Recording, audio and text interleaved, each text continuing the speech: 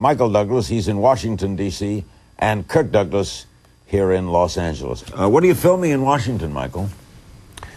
I'm producing and acting in a movie called The Sentinel with Kiefer Sutherland, Kim Basinger, and Eva Longoria. Was that a book? Thriller.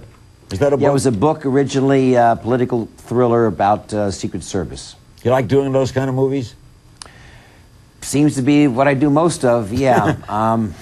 All the pictures I do are contemporary. I've sort of discovered I haven't really been into science fiction or period pictures, and so in that vein, psychological thrillers play a big part. Catherine Zeta-Jones, who I played in a movie with. Yes. Yeah, we had a Hollywood. I had a great time in that movie.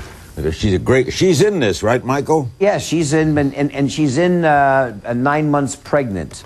Michael Douglas, was it difficult for you to hear your father openly talk about the fact that during the marriage to your mother, he loved a lot of women?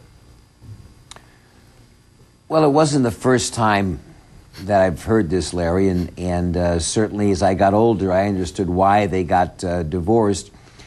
So my answer is that there's a lot of divorces that happen, and for good reasons. And sometimes people hang on too long for the sake of the kids when they should be moving on with their lives. Was it difficult for you, Kirk? Was there guilt? Listen, I celebrated my 50th wedding anniversary with my wife, and we got remarried. So everything before that doesn't count. And we'll go to One Flew Over the Cuckoo's Nest. Oh, my God. A great film, a great play, a great Ken Casey play and novel. In the original story, Kirk bought the rights to the book. Michael Douglas got the film made and starred Jack Nicholson in it. Michael, Kirk was not cast because, what, too old? Yes. I mean, truthfully, at the time. But Larry, it was incredible that the dad, at the height of his movie career, went back to Broadway and took the time out to adapt this book into a play. How did he do it on Broadway? Was he very good, Michael? He was fantastic. He was dynamic. He was perfect for R.P. McMurphy.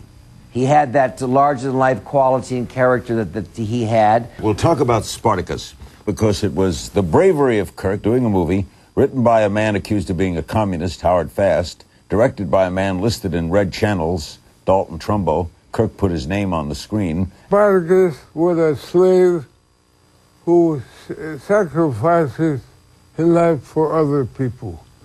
And we were lucky to have such a good cast. Michael, do you think about your father's aging? Sure, I do, but I look in awe of his continued growth. Besides his 88 films, he's written 10 novels. He has rediscovered his Judeo roots, has studied with the rabbi, has had his bar mitzvah, has found a spiritual peace that is quite extraordinary.